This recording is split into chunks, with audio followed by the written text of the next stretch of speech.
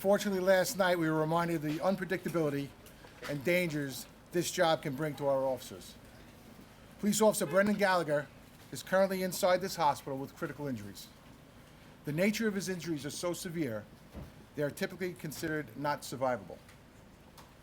So the fact that he is still here with us is nothing short of a miracle. We are asking everyone to keep positive thoughts for his recovery. Officer Gallagher has been with the department for nearly 3 years, and this is not the first time he is facing serious injuries. In December of 2022, almost 2 years to the day, Police Officer Gallagher was stabbed during a call in Medford. He was one of 2 officers stabbed that day. I will provide a briefing as to what transpired last night, but keep in mind, please, that this is an active investigation. Officer Gallagher is assigned to our newly created Street Takeover Task Force, and he was on an unrelated traffic stop on the westbound Long Island Expressway near exit 55 at approximately 6:09 p.m. It is then that Cody Fisher drove by in a 2021 Ford Mustang under the influence of drugs and traveling at a speed of between 95 and 100 miles per hour, putting every motorist in harm's way. Officer Gallagher got into his vehicle and followed the Mustang. The Mustang attempted to blend in with the traffic going westbound.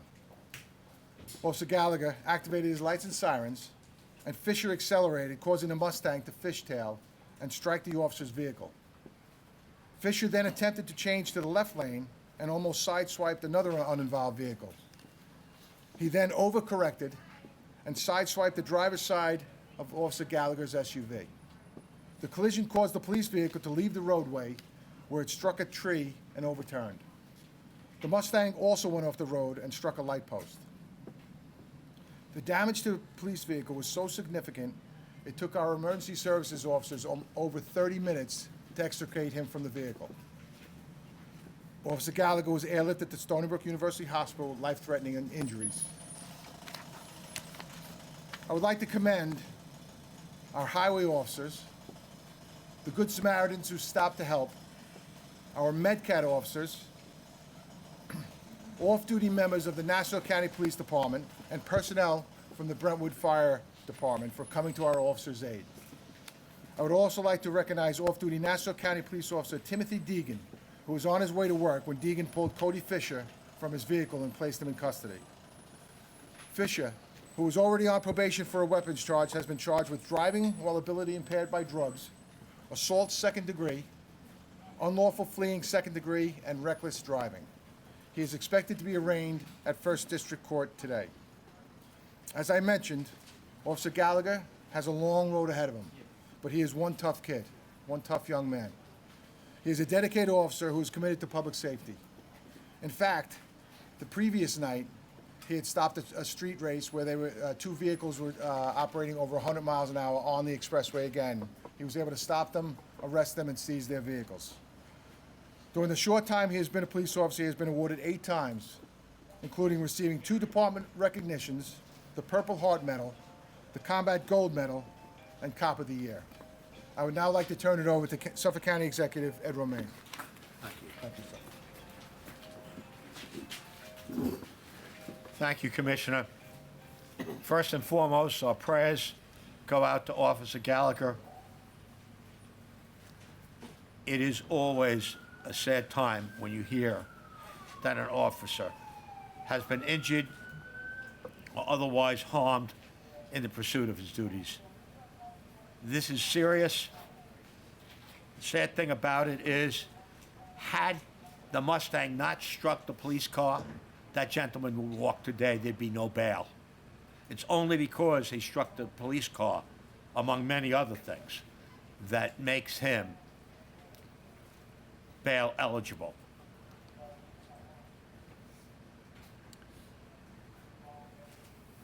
Our fervent prayer is for the recovery of this officer, and we will do all that we can. We are supported by members of the PVA, members of the legislature, our presiding officer, our comptroller, and several others who are wishing him well, whose prayers are offered up so that he may recover. This is a sad time, and this is an officer that pulled two other individuals earlier in the week over for racing Mercedes that were doing over 100, 130 miles an hour on the expressway. Street racing has to stop. Drug and drunk driving has to stop. This is nonsense. This endangers every life. It endangers the life of this officer who is upstairs today fighting for his life. I want to particularly thank Dr. Vosfingal, who has worked with other medical professionals to save this officer's life. It is important that we have people of this caliber in this hospital, which does a great job. So with that, I'm going to turn it over, and who do I turn it over to? PBA President Lou Sedillo. Lou. There he is. Thank you, sir. This is the man that represents our patrol officers and their union. This is the man that speaks for them. Lou, the microphone is yours. Thank you, Mr. County Executive. Officer Brendan Gallagher is a hero. This is an officer that just 2 years ago was stabbed. And at that point, he didn't seek out a desk job. Instead, he's out there leading the fight against these thugs that are terrorizing our roads. And I can tell you, New York State has failed this officer who's now fighting for his life in this hospital. It's failed every officer out there risking their lives. You shouldn't have to almost kill a police officer for us to be able to hold you on bail. These laws have no teeth. The very laws that we risk our lives to uphold and enforce are undermining us. We renew our call to the state legislature, to the Assembly, to the Senate. Do your job. We need laws that act as a deterrent. 95 to 100 miles an hour, and we can't hold you on bail unless you almost kill one of us. It's a disgrace. We need to be able to seize these vehicles, these instruments of terror that are out there putting your families at risk, putting our officers at risk. We should be taking these things and crushing them. That only gets done when we get rational laws passed in this state. Again, we have a family, a mother and a father, wondering if their son is going to make it. And it didn't have to happen. This officer is an absolute hero. We are praying for his recovery. We are thankful to Dr. Voss and his team here at Stony Brook for the work that they do. To Officer O'Connor, who climbed into the twisted wreckage and was injured himself to apply those tourniquets. And to our brothers and sisters in Nassau for their efforts, that one of their officers helped capture this perp. We thank them. But again, we call on our elected officials. Do what's right, protect our officers, protect our citizens, change these laws, repeal bail reform. Thank you. Thank you. I'm just going to echo, thank you. I'm going to echo Lou's call for the state legislature to finally change some of these bail laws that are unreasonable and do not protect the public. Our first obligation is public safety and to protect the public. You don't protect the public with laws that allow people to speed at well over 100 miles an hour, speed race on Long Island Expressway, and allow them to walk out this very same day. That cannot and should not be the case. We need changes in Albany to protect the general public and to protect our police officers. And with that, I want to ask Dr. Vosfingal if he would come up and say a few words. Good afternoon, everybody. I have very, very mixed emotions. As everybody heard, I took care of Brendan 3 years ago when he was stabbed and almost lost his life. And for what to happen again in such a short period really touches me inside. There's a tremendous amount of disdain that I have for what's going on the roads as a father of 3 daughters that drive all over, and to see fellow civilians such as myself blatantly disregarding the law and the respect for each other and law enforcement. And as you can all imagine, when a police officer gets hurt, it's very hard, but I see this every day. I see reckless driving injure us civilians every day. Brendan's alive by the grace of God and by a miraculous team that was assembled very quickly. When his car overturned, they couldn't get him out. I was in communication, and I was actually in Garden City, and the police helped me get out here very rapidly, and I want to thank them for that. But throughout the time, I was being told how he's bleeding out, Doc. He's bleeding out, and we can't get him out. We just can't get him out, Doc. He's so entrapped, we can't get him out. We had our volunteer MS, we had our MedCap police officers literally climbing in this tangled mess, controlling hemorrhage to try to prolong his life. There was a helicopter waiting at the scene. I actually drove past it. And it is a tremendously hopeless feeling to hear we can't get him out. And he's as white as the snow. He's in shock, Doc. So for the efforts at the scene by our emergency service officers, our MedCat officers, Officer O'Connor, who was in the car with him, to bring him here is tremendous. When he got here, my ER colleagues and myself, there's Dr. Schwanner, the head of the ER, he was in advanced shock. Brendan barely had a blood pressure. We were all assembled, thanks to the great communication. We immediately started giving him blood transfusions. And right when he came in, I was able to ascertain that he had a belly full of blood, that he was bleeding internally. We also saw that, and this is something I've not seen in my 23 years of career on someone who's lived, he split his entire abdominal wall open across his pelvis. Through the skin, through the muscle, it was completely lacerated open. It was a very, very dire time at that point. Very fortunately, we were able to stabilize him somewhat. Then we realized that he ripped his aorta. And for those of you guys that know that, that's the big blood vessel that comes out of your heart. It supplies your entire body. He ripped it in his pelvis.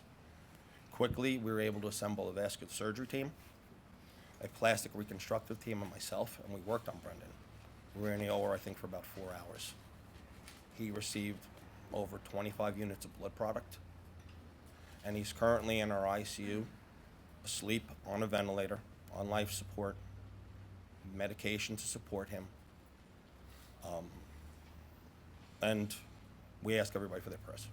Okay, the next 24 to 48 hours is obviously very critical to see if this degree of trauma affects his lungs and the rest of his organs, or if we're going to make it past that. Then there's obviously multiple other steps we need to get through. So I appreciate all the media's attention to this, but we shouldn't be here today. We really, really shouldn't be. So thank you.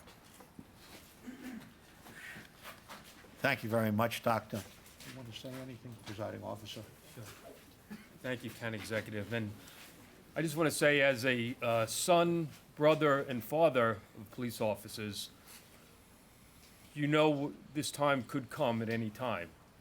And this is not the first time we stood here together at a press conference and having to deal with these type of situations. I want to thank Dr. Vaz, his staff, and all the emergency medical people that were there and that made this, give Brendan the chance that he had. And he's quite a hero. This is not the first time he's faced danger. He has not walked away from it. And he truly is the type of police officer that we need here in Suffolk County. And as Lou Savilla said before, the president of the PBA, we need to do more than just thoughts and prayers after the fact. We need to do things that are going to prevent this from happening in the first place, toughen those laws that are out there, do more about the people that are driving recklessly on our streets, and we are all committed here to doing that. I saw Dr. Vaz before, and he came to me, and I said, how's he doing? And he said, he's going to need prayers. And my heart sank, as I said, as a father police officer, and I could imagine everybody else feeling that same way. So our thoughts and prayers are with Officer Cunningham, and thank you to everybody here at Stony Brook and everybody that helped us get this forward, and let's hope for the best here. Thank you. Questions, anybody? The police commissioner said that Fisher is out, free on probation. On what charge? He had a weapons charge out of Queens. And